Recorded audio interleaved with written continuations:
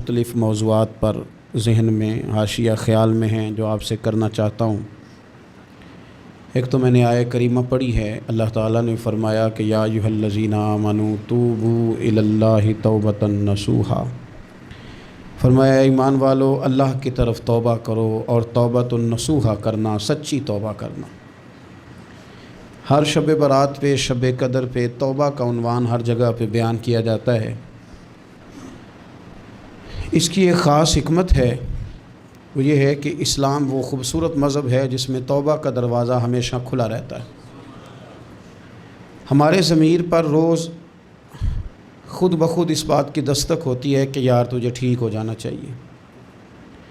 جب ہم اس پر قرآن پاک کی آیات سنتے ہیں، احادیث مبارکہ سنتے ہیں، بزرگان دین کی بات سنتے ہیں، تو ہمارے ضمیر میں بات پہلے سے موجود ہوتی ہے کہ ٹھیک ہونا چاہیے، تو وہ قرآن و سنت کی بات اس میں مزید برکت پیدا کرتی ہے، اور انسان کا شعور بیدار ہوتا ہے کہ مجھے جلدی سے توبہ کر لینی چاہیے۔ توبہ کا مطلب ہوتا ہے اپنے پچھلے تمام گناہوں سے اللہ کے حضور معافی مانگنا۔ میں بھی جانتا ہوں، آپ بھی جانتے ہیں کہ اگر ہم نے کسی شخص کے ساتھ زیادتی کی ہو تو معافی کا کیا طریقہ ہے۔ ایسا تو نہیں ہوتا کہ آپ اس کے سامنے بیٹھیں اور بیٹھ کے آپ کہیں معاف کر دے، معاف کر دے، معاف کر دے، معاف کر دے۔ آپ کو یہ بھی پتہ ہوتا ہے کہ یہ بندہ کس طرح کا ہے، یہ بھی پتہ ہوتا ہے میری زیادتی کس طرح کی ہے، یہ بھی پتہ ہوتا ہے کہ راضی کیسے ہوگا۔ ہم وہ سارے لوازمات جمع کرتے ہیں، اور اگر ہمیں یہ پتہ ہونا کہ میرے اکیلے سے جانے سے یہ معاف نہیں کرے گا، تو اس شخص کو ساتھ لے جاتے ہیں جس کی وہ بات مانتا ہے، اور پھر ہم اس طرح سے منت کرنے کی کوشش کرتے ہیں کہ جیسے وہ شخص مان ہی جائے۔ صرف سمجھانے کے لیے مثال دے رہا ہوں، توبہ رٹا لگانے کا نام تو نہیں نا، توبہ تو اللہ کو منانے کا نام ہے۔ ایک شخص اپنے گناہ چھوڑنے کا ارادہ ہی نہیں کر رہا، اور وہ اپنی غلطی کو غلطی تسلیم ہی نہیں کر رہا، اور اپنی غلطیوں سے وہ پیچھے ہٹنے کو 2 قدم بھی تیار نہیں، تو توبہ کوئی رٹا لگانے کا نام تو نہیں۔ آپ توبہ طوطے کو رٹا دیں تو طوطا توبہ توبہ پکارتا رہے تو اس کو وہ چیز تو نہیں حاصل ہونے لگی۔ توبہ ایک بڑی خاص بات صوفیاء نے لکھی ہے، اگر آپ سمجھیں تو بڑا نفع دے گی۔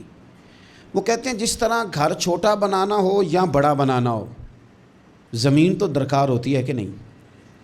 زمین ہوگی تو گھر بنے گا، چاہے وہ چھوٹی سی کٹیا بنے یا بہت بڑا محل بنے، زمین کا ہونا ضروری ہے۔ اسی طرح آپ نے نیک اعمال تھوڑے کرنے ہیں یا زیادہ کرنے ہیں، توبہ کا ہونا ضروری ہے۔ توبہ وہ زمین ہے جس کے اوپر آپ نیک اعمال تعمیر کریں گے۔ اگر توبہ نہیں ہے تو پھر کوئی بھی نیک عمل آپ کے پاس ہو ہی نہیں سکتا۔ آپ پچھلے گناہوں سے رجوع کریں اللہ کی طرف، آپ کہیں کہ میرے اندر یہ غلطی ہے، میں توبہ کرتا ہوں۔ ان العبد اذا اعترف، اعتراف جرم کریں، پھر اللہ کے حضور رجوع لائیں۔ ہمارا یہ حال ہے کہ ہم جتنی بھی توبہ کرتے ہیں، جس قدر بھی استغفار پڑھتے ہیں، اس کو ایک وظیفہ سمجھ کے پڑھ لیتے ہیں، بھئی یہ بھی اچھا ہے، برکت سے خالی نہیں۔ لیکن توبہ کا حقیقی مفہوم یہ ہے کہ انسان اپنا محاسبہ کرے، اپنی پچھلی ساری زندگی اپنی آنکھوں کے سامنے لائے۔ اگر وہ سمجھتا ہے کہ اس حال میں مر گیا تو میرے لیے مشکل ہوگا منہ دکھانا اللہ رسول کو، تو پھر وہ فوراً سے پہلے اپنے گناہوں سے رجوع کرے اور اللہ کے حضور توبہ کرے۔ یہ توبہ کا مفہوم ہے۔ میرے رسول پاک صلی اللہ تعالیٰ علیہ وسلم نے اپنی امت کو اس طرف خاص رغبت حضور نے اپنی امت کی کرائی۔ رب بڑا مہربان ہے، بڑا ہی کریم ہے۔ وہ تو کسی بندے کی اونٹنی اگر کبھی گم ہو جائے صحرا میں، اور اس طرح گم ہو کہ پیسے بھی اونٹنی پہ ہو، کھانا بھی اونٹنی پہ ہو، کپڑے بھی اونٹنی پہ ہوں، علاقہ بھی صحرا کا ہو، اور اس نے کسی ٹہنی کے ساتھ باندھی ہو، پھر وہ سو جائے، سو کے اٹھے تو اونٹنی غائب ہو۔ اب وہ اتنا پریشان ہو کہ آگے پیچھے دائیں بائیں دیکھا تو پتہ چلا کہ اونٹنی تو غائب ہو گئی، نہ کھانا ہے، نہ پیسے ہیں، نہ کپڑے ہیں، نہ سواری ہے، علاقہ صحرا کا ہے، پیدل جا بھی نہیں سکتا۔ تو فرمایا جس طرح وہ بیٹھ کر موت کا انتظار کرنے لگتا ہے، اور وہ منتظر تھا کہ اب موت ہی آئے گی، اب کوئی اور سہارا نہیں۔ فرمایا اچانک اگر اونٹنی سامنے آ جائے تو اسے کتنی خوشی ہوگی؟ یا رسول اللہ اسے تو بڑی خوشی ہوگی۔ فرمایا جب رب کا بندہ توبہ کرتا ہے تو اللہ کو اس سے بھی بڑھ کر خوشی ہوتی ہے کہ بندہ توبہ کر گیا، اپنے گھر واپس آ گیا ہے، اس نے بات مان لی ہے۔ ہمارا اصل مسئلہ احساس کا ہے، توبہ کا نہیں۔ جب تک اپنی غلطیوں کا بندہ محاسبہ نہیں کرتا، جب تک احساس پیدا نہیں کرتا، وہ محسوس نہیں کرتا کہ میں غلط ہوں، مجھے ٹھیک ہونا چاہیے، تب تک توبہ کہے گی۔ آپ دیکھیں نا صحابہ کرام کا مزاج کیا، چھوٹی چھوٹی چیزیں ہیں لیکن وہ دوڑ کے آتے ہیں، کہتے ہیں یا رسول اللہ غلطی ہو گئی، اور اپنے آپ کو پیش کرتے ہیں۔ ایک خاتون نے آ کے پیش نہیں کیا کہ یا رسول اللہ میرے پیٹ میں ناجائز بچہ ہے، مجھے پاک کر دیں، کوئی پکڑ کے نہیں لایا، کسی نے آ کے اسے گرفتار نہیں کیا، مقدمہ نہیں کرایا، پرچہ نہیں درج کرایا، 14 دن کے ریمانڈ کے بعد نہیں مانی، خود آئی اور آ کے کہا حضور میرے سے غلطی ہو گئی ہے، مجھے معاف کر دیں۔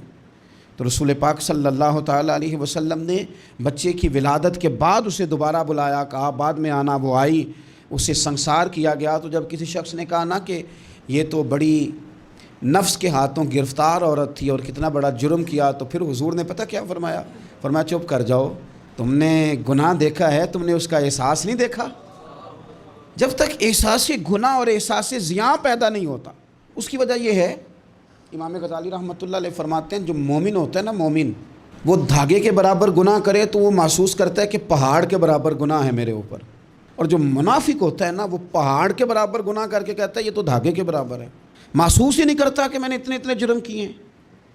وہ تسلیم کرنے کو تیار نہیں ہوتا، جب تک تسلیم نہیں کرتا تب تک توبہ کا کوئی معنی سمجھ میں نہیں آتا۔ اور توبہ کریں تو پھر توبہ نہ، اور بھائی جس نے ماننا ہوتا ہے وہ تو اشارے سے بھی مان جاتا ہے، اور جنہوں نے نہیں ماننا نا، میں کئی دفعہ کہتا ہوں یہ میرا جو دور ہے یہ سیانے لوگوں کا دور ہے، سمجھدار زیادہ ہیں، اور سمجھدار بھی اس طرح کے سمجھدار نہیں جس طرح کا معاملہ فہم سمجھدار ہوتا ہے۔ سمجھدار چالاک قسم کے، اپنے حق میں سمجھدار اور اپنے ذہن کے مطابق فیصلہ کرنے والے لوگ۔ پھر ہم بہت ساری جگہوں پہ ٹامک ٹونیاں کھاتے ہیں، جس نے ماننا ہے اس نے اشارے سے بھی مان جانا ہے، اور جس نے نہیں ماننا اس نے کہنا مجھے 24 سال ہو گئے فلانی جگہ جمعہ پڑھتے پر میں ماننے کو تیار نہیں ہوا۔ نہیں نہ ماننا تو مجھے 20 سال ہو گئے فلانی جگہ جاتے آتے، بس نہیں ماننا تو پھر مزاج نہیں ہوتا۔ جس نے ماننا ہے، حضرت فضیل بن عیاض رحمۃ اللہ علیہ ڈاکو تھے، اور نرے ڈاکو نہیں تھے، ڈاکوؤں کے سردار تھے۔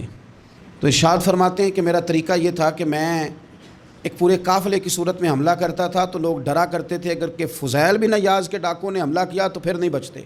ایک دن گزر رہا تھا تو ایک قاری صاحب آیت پڑھ رہے تھے، لا تقنطوا من رحمت اللہ، اللہ کی رحمت سے کبھی نا امید نہ ہونا، ان اللہ یغفر الذنوب جمیعا، بے شک وہ سارے ہی گناہ معاف کر دے گا۔ آپ فرماتے ہیں میرے دل میں بات اثر کر گئی، ماننا ہے نا۔ جس نے نہیں ماننا اس نے 6666 آیتوں کا ترجمہ پڑھ کے بھی توجہ نہیں کرنی۔ آپ ارادہ کریں نا، آپ اپنی دل کی زمین کو زرخیز بنائیں۔ فرماتے ہیں میں فوراً وہ آیت سنی تو میں رویا، اور میں وہ حافظ صاحب کے پاس چلا گیا، ان سے اجازت لی، ان کے کمرے میں داخل ہوا۔ میں نے کہا آپ نے بھی آیت پڑھی ہے کہ اللہ سارے گناہ معاف کر دے گا؟ تو جس بندے نے کئی سال ڈاکے ڈالے ہوں، بیٹیاں روتی رہتی ہوں پر وہ مال لے کے آ گیا ہو، مائیں واسطے دیتی رہتی ہوں پر وہ لوٹ کے نکل آیا ہو، اب جی اگر وہ بندہ بھی سچے دل سے توبہ کرے تو اللہ معاف کر دیتا ہے۔ تو آفو جی کہنے لگے میں کون ہوتا ہوں تمہیں کوئی تفسیر بتانے والا، میں نے تو قرآن کی آیت پڑھی ہے، میرا رب کہتا ہے لا تقنطوا من رحمت اللہ، تم نے مایوس نہیں ہونا، تم آ جانا، معافی مانگ لینا، ان اللہ یغفر الذنوب جمیعا، اللہ سارے گناہ معاف فرما دے گا، اللہ سارے گناہ۔ تو یہ تو اللہ فرما رہا ہے۔ فضیل بن عیاض کہتے ہیں میں نے کہا ختم ہو گئی بات، توبہ بھائی۔ واپس آیا تو وہ میرے ساتھ جو تھے نا ان سے میں نے کہا سردار نیا تلاش کر لو بھائی۔ اب ارادے بدل گئے، پروگرام کچھ اور ہو گیا، اب تو لوگ ہمیں تانے دیں گے، اب تو لوگ باتیں کریں گے کہ اوتھے کی لین جانا ہے۔ فضیل بن عیاض کہنے لگے بس بھائی توبہ کرنی، اب تم کوئی اور سردار تلاش کر لو۔ اور اوپر سے نہیں کہا، توبہ کی تقریریں نہیں کی، دوسروں کو میسج نہیں بھیجے، اور لیکچر نہیں جھاڑے، رو کے کہا، درد سے کہا، دل سے کہا۔ تو وہ جو باقی کے تھے نا ان پر سردار کی بات کا اثر ہوا، کہنے لگے سردار ہم نے سردار نیا نہیں ڈھونڈنا، اگر چوریاں مل کے کی ہیں تو اب تو اس طرح تو نہ کر، توبہ بھی مل کے ہی کریں گے، اب اللہ بھی مل کے ہی کریں گے، اب بس تو اگر ادھر جائے گا تو ہم بھی تو جائیں گے نا۔ اللہ اکبر۔ فضیل بن عیاض کہتے ہیں ظاہر ہے مال لوٹا کرتے تھے، میں نے مسئلہ پوچھا علماء سے تو انہوں نے بتایا کہ یہ تو حقوق العباد کا مسئلہ ہے، جو لوٹا ہے وہ تو واپس کرنا ہی پڑے گا۔ اب میں نے وہ پیسے جمع کیے، اب سارے تو میرے پاس تھے نہیں، جتنے میں دے سکتا تھا دیے، جو کھا چکا تھا وہ رہ گئے، ایک یہودی کے پیسے رہ گئے، اس کے گھر چلا گیا، میں نے جا کے اسے کہا میاں میں نے کر لیا توبہ، اور میں وہ فضیل بن عیاض ڈاکو ہوں جس کے تیرے گھر سے اتنا مال لوٹا تھا، میرے پاس پیسے کوئی نہیں، وہ پیسے لگ گئے، اب تو اس طرح کر مجھے معاف کر دے۔ وہ کہنے لگا نا جناب، یہ بھی کبھی کبھی ہوتا ہے، لوگ نا شرافت کو بزدلی سمجھ لیتے ہیں۔ فضیل بن عیاض سے کہنے لگا میں تو پیسے لوں گا، ایسے تو نہیں معاف کرتا۔ آپ فرمانے لگے پیسے تو کوئی نہیں، یہ سچی توبہ ہے۔ وہ کہنے لگا پھر اس طرح کرو، میری اونٹوں کو چارہ ڈالو، پیسے پورے ہوئے تو چلے جانا۔ کل ڈاکو تھے، ابھی وہ تلوار چلانی آتی ہے، نیزہ چلانا آتا ہے، ڈٹنا آتا ہے، اعصاب مضبوط ہیں، مسئلہ کوئی نہیں، لیکن توبہ سچی کی ہے نا، یہ سچی توبہ والے لوگوں کا طریقہ ہے۔ اس سے کہہ سکتے تھے کہ جا جتھو لب دینی لے لے، مجھے کہا معاف کر دے، تو تیار ہی نہیں ماننے کو۔ حضرت فضیل بن عیاض کہنے لگے اگر اونٹوں کو چارہ ڈالنے سے تو معافی دیتا ہے نا، تو میں تیرے اونٹوں کو چارہ ڈالنے کو بھی تیار ہوں۔ کیوں کہ راضی اللہ کو کرنا ہے، اپنے ضمیر سے بوجھ اتارنا ہے، بندوں کے سامنے سرخرو نہیں ہونا، اللہ کے حضور ہونا ہے۔ توبہ کا مطلب ہے رب کوئی بارگاہ میں سرخرو ہونا، بندوں کے سامنے نہیں۔ حضرت فضیل بن عیاض صاحب کہنے لگے ڈالیں گے تیرے اونٹوں کو چارہ، کیوں نہیں ڈالنا؟ 2-4 دن چارہ ڈالا تو وہ یہودی ایک دن کہنے لگا کہ یہ نا ٹھیکریوں سے بڑی ہوئی تھیلی ہے، یہ تو ذرا اٹھا کے لا۔ حضرت فضیل بن عیاض نے اٹھا کے اسے دی، جب اس نے کھولی تو اشرفیوں کی بھری ہوئی تھی۔ تو آپ فرمانے لگے تو کہہ رہا تھا ٹھیکریاں اٹھا کے لا۔ کہنے لگا میں تورات بڑی پڑھتا ہوں، عالم ہوں، میں نے تورات میں پڑھا تھا کہ مسلمان جب سچی توبہ کر لیں گے نا تو رب ٹھیکریوں کو بھی سونا بنا دیا کرے گے، پھر یہ مٹی کے ڈھیلے اشرفیاں بنا کریں گے۔ تو میں نا تیری توبہ چیک کر رہا تھا، یہ اس میں نے روڑے بڑے ہوئے تھے، لیکن تو اٹھا کے لایا، تو تیری توبہ بھی سچی ہے اور تمہارا دین بھی سچا ہے۔ اب اس طرح کر، معافی اس شرط پہ دوں گا کہ مجھے کلمہ پڑھا تاکہ میں بھی مسلمان ہو جاؤں۔ توبہ کے معاملے میں احساس، اور میں نے کہا کہ جس نے اشارہ لینا ہے اشارہ، ایک زازان نام کا نا گویہ تھا، آواز بڑی سریلی تھی، شراب خانے میں جب محفلیں سجتی تھی تو معاذ اللہ وہ گانے گایا کرتا تھا، سریلی آواز تھی۔ حضرت عبداللہ ابن مسعود حضور کے صحابی، حضور نے فرمایا عبداللہ ابن مسعود اسی طرح قرآن پڑھتے ہیں جس طرح میرے اوپر نازل ہوا تھا۔ عبداللہ ابن مسعود نا چھوٹا قد اور پتلی پتلی ٹانگیں تھی حضرت عبداللہ ابن مسعود کی۔ ایک دن درخت پہ چڑھے ہوئے تھے تو کچھ لوگوں نے نا، بچے کرتے ہیں نا مذاق، معاذ اللہ کچھ نے کہا کتنی پتلی ٹانگیں ہیں۔ اللہ کے محبوب علیہ السلام نے فرمایا قیامت کے دن عبداللہ ابن مسعود کی ٹانگوں کا وزن احد پہاڑ سے بھی زیادہ ہوگا۔ زبردست صحابی ہیں، اور حضور نے فرمایا میں نے جس کو گورنر بنایا، کسی جگہ امیر بنایا، مشورہ کر کے بنایا، اگر میں کسی کو بغیر مشورے کے امیر بناتا تو عبداللہ ابن مسعود کو بناتا۔ حضرت عبداللہ ابن مسعود گزر رہے تھے تو وہ جو زازان نام کا گویہ تھا وہ گانے گا رہا تھا۔ ہماری جو تقریریں ہیں نا جی، میری طرح کے لوگ، وہ چونکہ جمعہ پڑھانا ہے، 45 منٹ پاس کرنے ہیں، تو نہ وہ ذوق سے تیاری، نہ وہ درد، قوم کی اصلاح۔ ایک میرے حصہ فرمایا کرتے تھے تمہارا بچہ بگڑ جائے تو کتنے پاپڑ بیلتے ہو صحیح ہو جائے، یکدم خدا نہ خواستہ خاکم بدہن کروڑ دفعہ اللہ معاف کرے، کسی باپ کو رات کو خبر مل جائے کہ تیرا بیٹا نشہ کرتا ہے، سوئے گا رات کو، روئے گا کہ نہیں مصلی بچھا کے؟ لیکن یہ صرف اپنے بیٹے کے بارے میں ہے، کاش قوم کے ہر بیٹے کے بارے میں ہمارا یہی ذہن بن جائے کہ یار یہ کیوں بگڑ گیا ہے۔ اور اس درد سے جب ہم اصلاح کریں گے، تقریر کریں گے، پھر آپ محسوس کریں گے کہ اللہ اس میں اثر بھی پیدا کرے اور اس میں تاثیر آتی۔ حضرت عبداللہ ابن مسعود گزرے تو اب درد تھا نا دل کے اندر، اور اگر کسی نے توبہ کرنی ہے تو ایک جملے سے بھی کر لینی۔ آپ گزرے، سریلی آواز کانوں میں آئی، کھڑے ہو کے کہنے لگے کون ہے؟ کہ جناب زازان نام کا گویہ ہے، مصطفیٰ کریم کے شانوں والے غلام کی زبان سے لفظ نکلے، کتنی سونی آواز ہے، کاش یہ قرآن پاک کی تلاوت کرتا۔ اللہ اکبر، کاش کوئی ایسا ہو تو صحیح جو ہمیں کہے کہ کاش یار تو قرآن پڑھتا، کتنی سونی آواز ہے، کاش تو نعت پڑھتا۔ کوئی کہے تو صحیح، کوئی کہتا ہی نہیں، کوئی کہتا ہی نہیں کتنا سونا چہرہ ہے، کاش اس پہ داڑھی ہوتی، کوئی کہتا ہی نہیں میری ملت کے جوانوں کو۔ سینکڑوں لوگ ہیں، ایک بچہ مجھے ایک دفعہ ملا لاہور میں تو میرے گلے رکھ کے اس طرح رویا جس طرح کو بچھڑا ہوا روتا ہے۔ میں نے لگا پیر صاحب مر جان لگے ہیں، کوئی ساڈی اصلاح ہی نہیں کرتا، کھب گئے گناہ وچ، کوئی باں ہی نہیں پھڑتا، کوئی ملے تو صحیح جو ہمارے دکھوں کا مداوع کرے، کوئی نہیں، اپنی اپنی نفسہ نفسی، کوئی بات بتانے والا ہی نہیں۔ میں اکثر دوستوں سے کہتا ہوں کہ بڑے شوق سے سن رہا تھا زمانہ تو ہم ہی سو گئے، داستان کہتے کہتے لوگوں کا دل کرتا ہے ان کی اصلاح ہو جائے، پر کوئی درد والا ہو، کوئی ایسی بات ہو تو تب ہے نا جی، ہائے ہائے۔ حضرت عبداللہ ابن مسعود کہنے لگے کاش یہ قرآن پاک پڑھتا، یہ کہہ کے چلے گئے۔ باہر وہ نکلا نا، جب سارے لوگ باہر نکلے اس معاذ اللہ بری مجلس سے، تو چیم گوئیاں ہو رہی تھیں کہ آج تو یہاں حضرت عبداللہ ابن مسعود بھی آئے تھے۔ تو زازان سے کسی نے کہا کہ آج نا حضرت عبداللہ ابن مسعود نے تیری آواز سنی، تیری آواز۔ تو وہ کہہ رہے تھے کاش اتنی سونی آواز سے قرآن پڑھتا تو مزہ آتا، کاش۔ وہ کہنے لگا نبی پاک کے صحابی نے میرا نام لیا ہے، گویا ہو کے میرا ذکر کیا ہے۔ حضرت عبداللہ ابن مسعود نے میرا نام لے کے کہا کہ کاش میں قرآن پڑھتا، اور میرے لیے کہا مصطفیٰ کے صحابی نے، حضور سے قرآن سیکھنے والے کی خواہش ہے کہ میں قرآن پڑھوں۔ دوڑے گئے، کدھر ملیں گے عبداللہ ابن مسعود؟ فلاں جگہ غسل کیا، وضو کیا، پیروں میں لگ گئے جا کے، کہنے لگے سونیا جس کے قرآن پڑھنے کی تعریف مدینے والے کریں وہ میرے بارے میں کہے کہ مجھے قرآن پڑھنا چاہیے تھا، آج سے میں نے ٹھوکر ماری سارے گانوں کو، سکھاؤ مجھے قرآن، میں قرآن ہی پڑھا کروں گا، میں قرآن پڑھوں گا، میں پڑھ کے سناؤں گا، لوگ میری زبان سے اللہ کے کلام کی تلاوت سنا کریں گے۔ کوئی بیٹھا ہوا مجھے دور دعا دیتا ہے، میں ڈوبتا ہوں سمندر اچھال دیتا ہے، کوئی تو ہو نا جو کہے، کوئی تو ہو۔ فرمانے لگے بس ہو گئی حضور، آپ دیکھیں گے میں قرآن ہی پڑھوں گا، میری زبان سے اب اللہ کی کتاب کی تلاوت ہی ہو گئی، طے ہو گئی بات۔ تو کسی نے نصیحت لینی ہے توبہ کے لیے تو ایک جملہ بھی کافی ہے، ایک جملہ بھی۔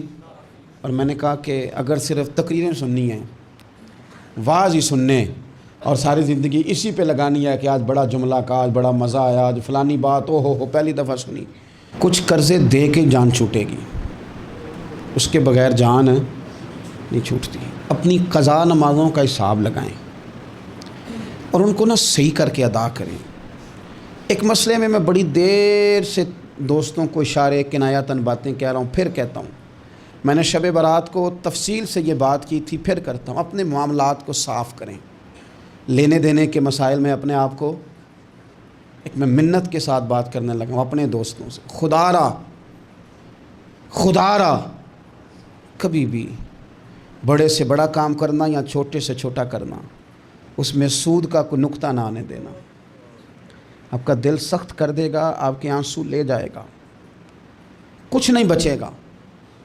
جس طرح پیشاب کا ایک قطرہ کئی من دودھ کو تباہ کر دیتا ہے، یہ سود آپ کے اصل مال۔ خدا را، یہ میری منت ہے، میری گزارش ہے۔